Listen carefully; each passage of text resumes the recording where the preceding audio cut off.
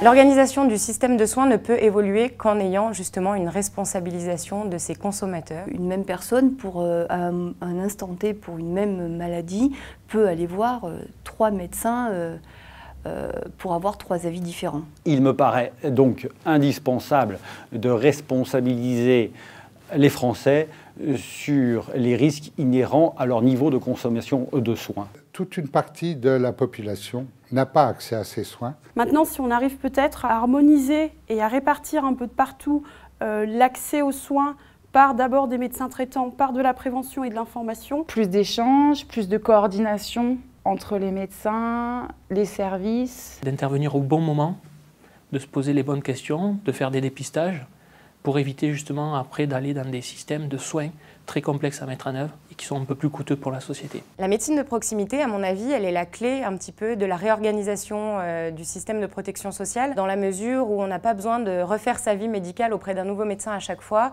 Donc on peut imaginer qu'une meilleure connaissance des praticiens sur l'ensemble de l'expérience médicale que va vivre leur patient serait un plus. Cette médecine de proximité, c'est vraiment une évolution nécessaire. Mais actuellement, on se trouve devant des problèmes, de moins en moins de médecins, et on envisage de plus en plus cette télémédecine.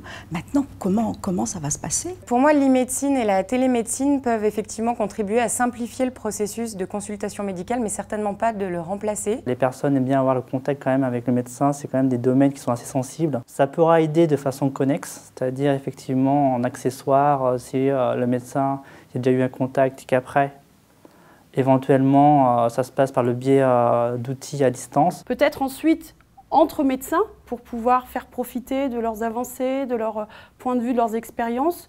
Mais sur un premier rapport, moi je ne pratiquerai pas de e-médecine. Je ne vois pas comment le contact humain et la proximité pourraient être remplacés par un coup de fil ou un échange via Internet.